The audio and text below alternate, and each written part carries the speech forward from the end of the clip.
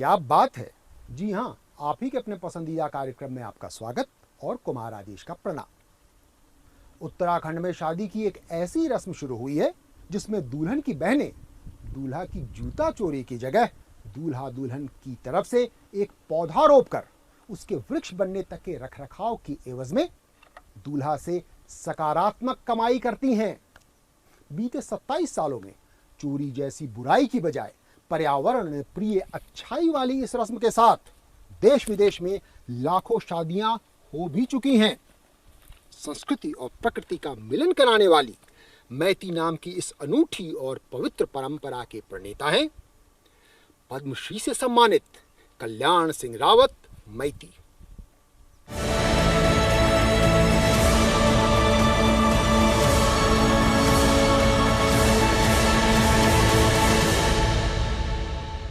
दूल्हे की सालियो हरे दुपट्टे वालियो, दूल्हे की सालियो हरे दुपट्टे वालियो, जूते दे दो पैसे ले लो, जूते दे दो पैसे ले लो।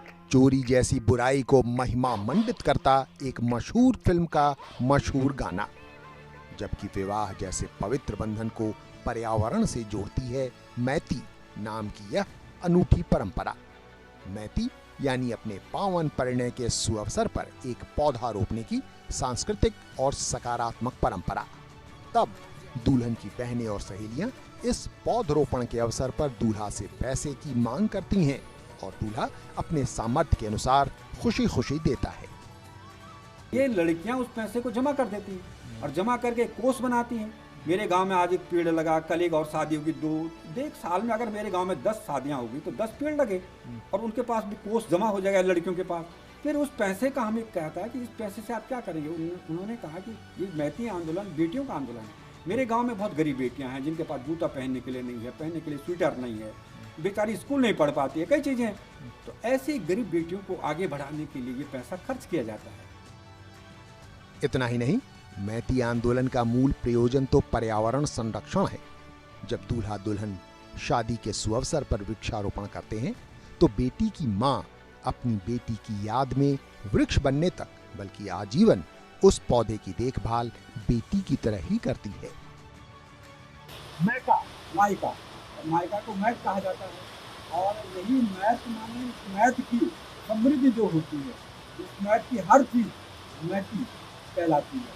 तो इसलिए हमने माँ और बेटी के उस प्यार भरे शब्द को इस आंदोलन का नाम दिया मैती आंदोलन, ताकि मैथ माने मेरी धरती, मेरा गांव, मेरी संस्कृति, ये सारी इसमें समाहित है। उत्तराखंड में ससुराल आने पर बहू के हाथों धारा पुजाई यानी स्थानीय जल स्रोतों की पूजा की एक रस्म होती है।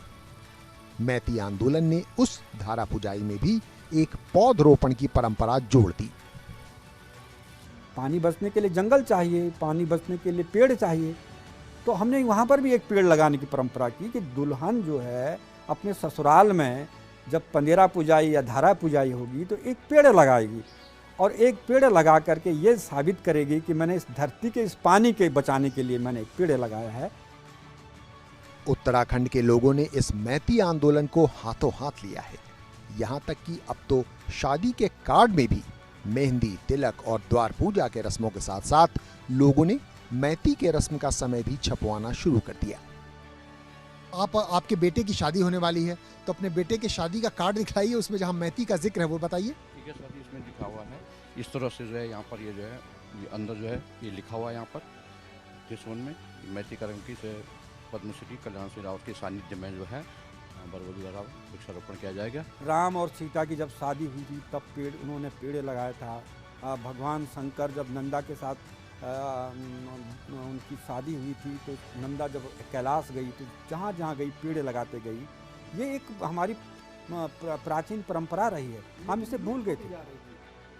प्रकृति और संस्कृति का अद्भुत मिलन कराने वाला यह आंदोलन इतना चर्चित हुआ कि उत्तराखंड के तत्कालीन मुख्यमंत्री रमेश पोखरियाल निशंक ने इसके प्रणेता कल्याण सिंह रावत को मैती नाम से ही पुकारना शुरू कर दिया। अब तो मैती उपनाम इनके नाम से ही जुड़ गया। लोग इन्हें मैती जी कहकर पुकारते हैं। इनके घर का नाम मैती सदन है और देहरादून के जिस इलाके में ये रहते हैं उसका नाम अब मैती कॉलोनी बन चुका है। एक दिन ऐसे ही अचानक सुबह उठकर कल्याण सिंह रावत जी ने मैती नाम की अनूठी और पवित्र परंपरा की शुरुआत नहीं की थी। दरअसल छात्र जीवन से ही उनके भीतर पर्यावरण प्रेम और समाज सेवा की भावना कूट कूट कर भरी थी। एक नजर दौड़ाते हैं उस पृष्ठभूमि पर जिसके भीतर से मानवीय संवेदनाओं को पर्यावरण से जोड़ने वाली मैती नाम की परंपरा का बीज अंकुरित हुआ था।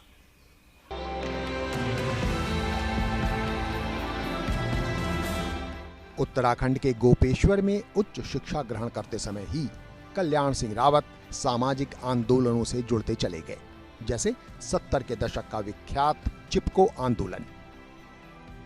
उच्च शिक्षा को प्राप्त करने के साथ साथ मन में रहा कि हमें समाज के लिए भी कुछ करना चाहिए, पर्यावरण के लिए भी कुछ करना चाहिए। उसी दौरान चिपको आंदोलन चला तो उसको जानने का मौका मिला, उसमें हम कूदे, उसमें हमने सहभागिता की। नशाबंदी आंदोलन था, हमारे गाँव में जो है नशा बहुत चलता है, उनको रोकने के लिए काम किया।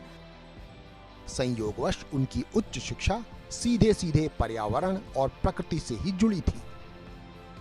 MSc में जो मेरा प्रोजेक्ट वर्क था वो तुंगनाथ के और रुद्रनाथ के बुग्यालों पर था, तो मेडिसिनल प्लांट और ऊपर हिमालय के जो बड़े बड़े बुग्याल हैं उनको जानने का मुझे मौका मिला, उसका अध्ययन करने का मौका मिला। अपने छात्र जीवन में गोपेश्वर में ही उन्होंने हिमालय वन्य जीव संस्थान की स्थापना भी की थी। सबसे बड़ी बात हिमालय के बुग्यालों की मुझे बड़ी चिंता थी, जो हमारे जड़ी बूटी के भंडार थे और वहाँ जो जैव विविधता है उनको बचाने की बात थी। तो फिर मैंने हिमालय वन्यजीव संस्थान वहाँ स्थापित किया था गोपेश्वर में। पढ़ाई के बाद बतौर शिक्षक भी कल्याण सिंह रावत का नाता सामाजिक और पर्यावरणीय आंदोलनों से जुड़ा रहा। जैसे चौड़ी खाल की पोस्टिंग के समय वहाँ बड़े पैमाने पर सदियों पुरानी चली आ रही बलि प्रथा को रोकना, उत्तरकाशी के इंटर कॉलेज राजगढ़ी में विद्यालय स्तर की सबसे बड़ी नर्सरी तैयार करने की पहल, वहीं पर वन्य जीवों के शिकार को रोकने के लिए जागरूकता कार्यक्रम और इलाके में बच्चों के टीकाकरण के प्रति उनके अभिभावकों की झिझक को दूर करना। उस क्षेत्र में लोगों में पर्यावरण के प्रति उतनी ज़्यादा जागरूकता नहीं थी, तो मैंने अपने स्कूल में वहाँ लोकल से कहीं हल और बैल मंगा करके उन सारी बंजर ज़मीनों को जोत दिया और वहाँ मैंने बच्चों की सहायता से नर्सरी तैयार की। 40,000 पौधे मैंने वहाँ तैयार किए।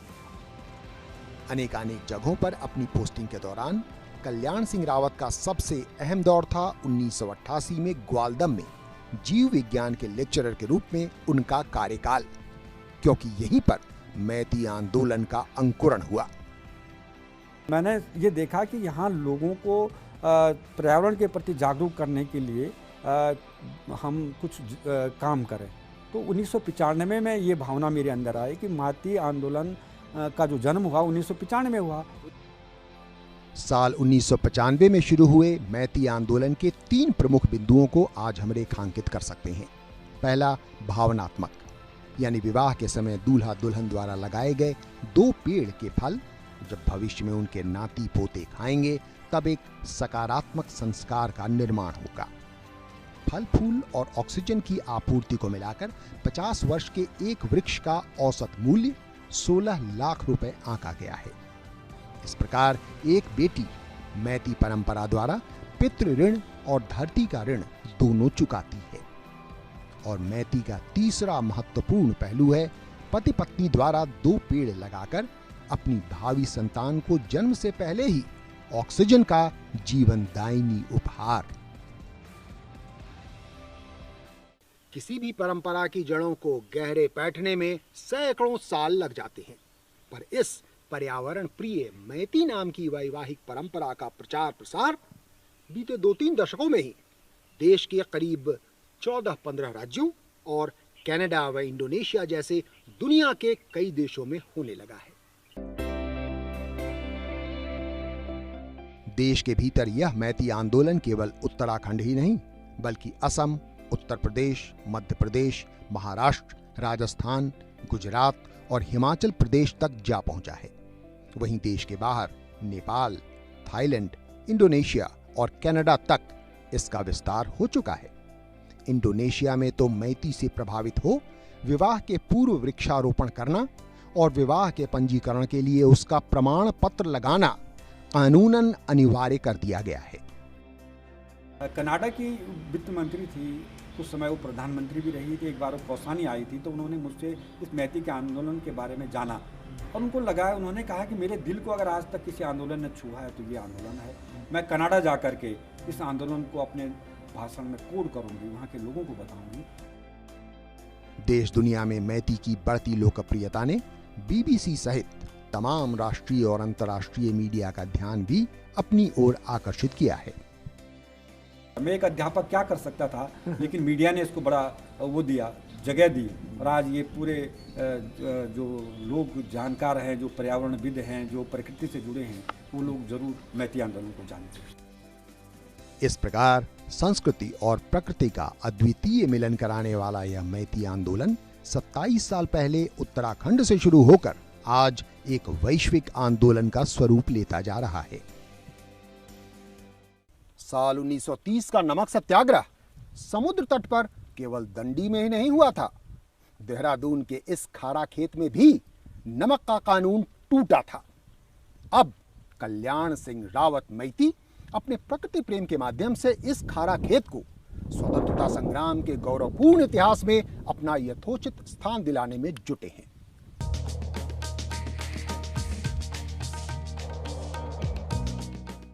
आजादी की लड़ाई का एक महत्वपूर्ण अध्याय देहरादून से सटे खारा खेत गांव से भी जुड़ा है। गांधी जी की अगुवाई वाले नमक आंदोलन के तहत ही कुछ आजादी के दीवानों ने खारा खेत के इस नून नदी के किनारे नमक बनाकर अंग्रेजों का नमक कानून तोड़ा था। गिरफ्तारियां दी थीं और सजा भी काटी थी। भले ही अधिकतर लोगों को आज इस बात का पता न हो, पर मैती जी का प्रयास है कि देश इन्हें न भूले। मैंने सोचा कि इस स्थान को सजाने के लिए, इसको हरा भरा बनाने के लिए, इसको एक ऐतिहासिक महत्व देने के लिए हमें काम करना चाहिए। हर साल 20 अप्रैल को हम यहाँ आते हैं और इन लोगों को श्रद्धांजलि देते हैं। मैती जी के प्रकृति प्रेम की एक और बानगी थी देहरादून के फॉरेस्ट रिसर्च इंस्टीट्यूट यानी FRI की स्थापना के 100 साल पूरे होने के अवसर पर 6 दिसंबर 2006 को उसे एक अनूठा सम्मान, पूरे उत्तराखंड के प्रत्येक विद्यालय से 1-1 मीटर हरा कपड़ा, जिस पर हर बच्चे के हस्ताक्षर सहित वन्य जीवों और पर्यावरण की रक्षा का संकल्प, फिर उसे देहरादून में आपस में जोड़कर करीब 2 किलोमीटर लंबे संकल्प पत्र का रूप दिया।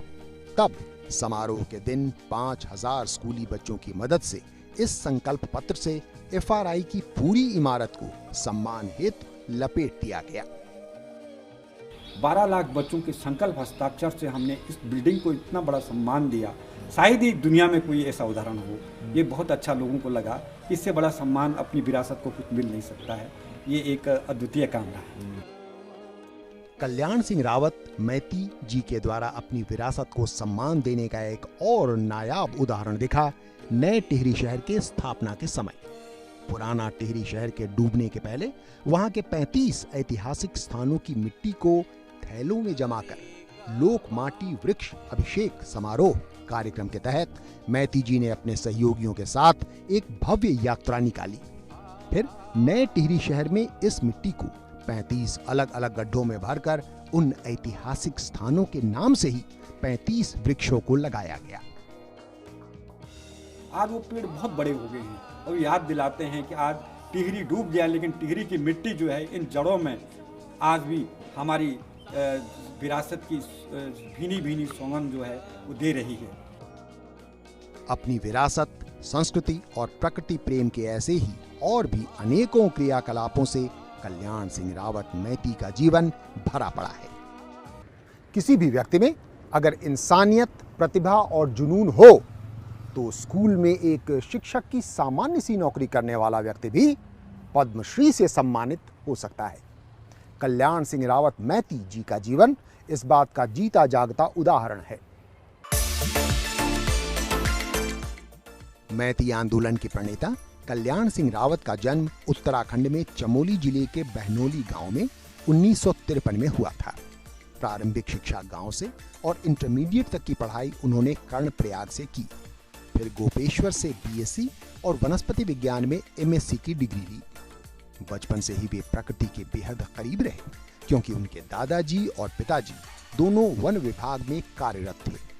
उन दोनों से प्रेरित हो स्वयं कल्याण सिंह रावत की इच्छा भी वन विभाग से ही जुड़ने की थी या फिर डॉक्टर बनने की, पर उन दोनों क्षेत्रों में असफल होने पर वो बीएड करके एक शिक्षक बन गए।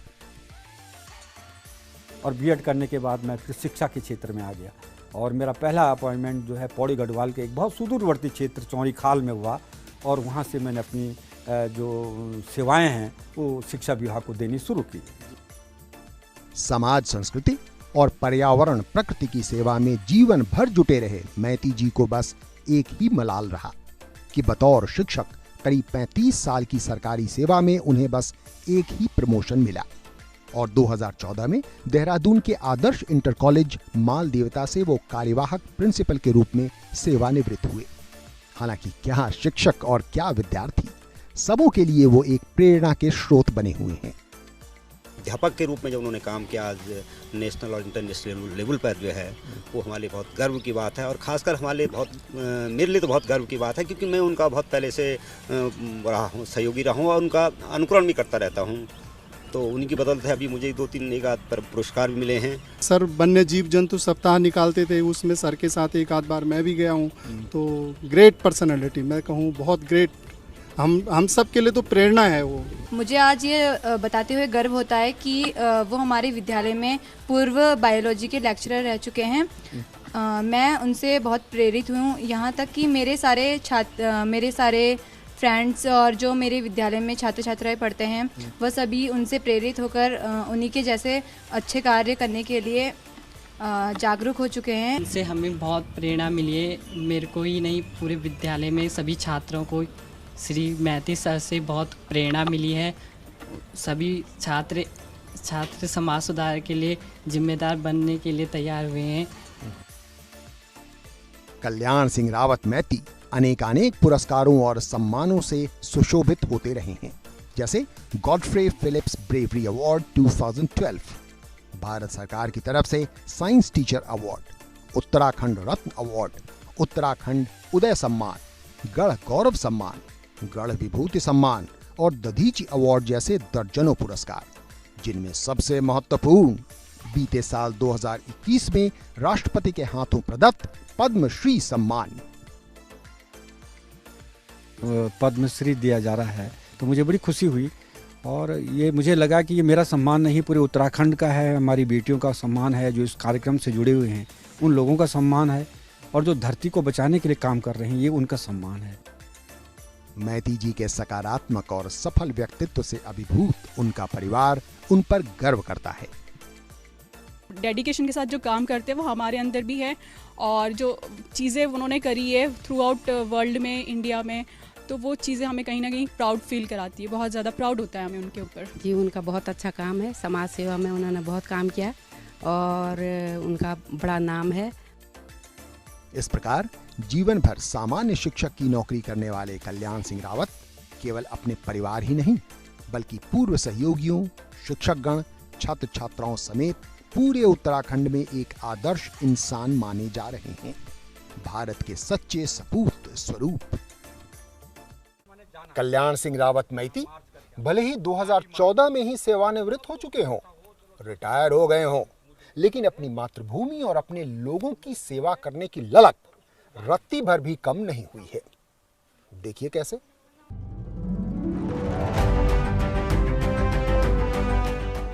करीब 70 साल की अवस्था पर जोश बदस्तूर बरकरार, कल्याण सिंह रावत मैती आज भी पहाड़ के गांवों से लोगों का पलायन रोकने के लिए ग्राम गंगा अभियान चला रहे हैं।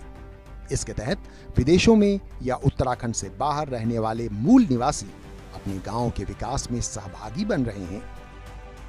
वो अपने गांव के नाम पर एक गुल्लक बना दें और उस गुल्लक में कुछ पैसा डालते रहें, रोज 1-1 रुपया डालते रहें और उसमें जो धनराशि जमा होगी 5 जून जिस विश्व पर्यावरण दिवस मनाया जाता है उस दिन वो लोग उस पैसे को निकाल करके अपने गांव को भेज दें। इस ग्राम गंगा अभियान के तहत वृक्षारोपण के माध्यम से जल संरक्षण का कार्य भी हो रहा है। एक एक पेड़ लगेगा तो क्या होगा, दो दो बूंद पानी बनेगा ना जमीन को, वो समझ और गया। वो बूंद कहाँ जाएगी, गंगा में जाएगी, ग्राम भी बचेंगे, गंगा भी बचेगी। ग्राम संरक्षण के साथ ही कल्याण सिंह रावत बुग्याल संरक्षण कार्यक्रम के जरिए हिमालय के करीब 200 बुग्यालों को बचाने का भी अभियान चला रही हैं, ताकि इनमें संरक्षित हिमालय की सबसे बहुमूल्य संपदा यानी जड़ी बूटियों के भंडार को बचाया जा सके। अगर गंगा में अमृत आ रहा है ना, तो इन्हीं बुग्यालों से आ रहा है। जो जड़ी बूटियां वहाँ पसरी हुई हैं, इन्हीं का पानी रिस रिस करके जो उनमें बर्फ पड़ती है, और बर्फ अपना पानी में उन जड़ी बूटियों के तत्वों को लेकर के जब गंगा में मिलती हैं, तो तभी तो गंगा अमृत है। इस प्रकार उत्तराखंड की भूमि और पर्यावरण की रक्षा की सतत साधना में एक कर्मयोगी की भांति निरंतर जुटे हैं कल्याण सिंह रावत मैती। संस्कृति और प्रकृति के अद्भुत संगम वाली मैती परंपरा के प्रणेता और सेवा भाव से सराबोर कल्याण सिंह रावत मैती जी के बारे में अच्छी तरह जानकर क्या आप नहीं कहना चाहेंगे, क्या बात है। जी हाँ, यही है हमारे कार्यक्रम का नाम, क्या बात है। हमें पूरी उम्मीद है कि इस कार्यक्रम का यह अंक आपको अवश्य पसंद आया होगा। ऐसे ही एक और रोचक व प्रेरणादायक अंक के साथ अगले सप्ताह हम पुनः उपस्थित होंगे। तब तक के लिए हमें अनुमति दीजिए। नमस्कार।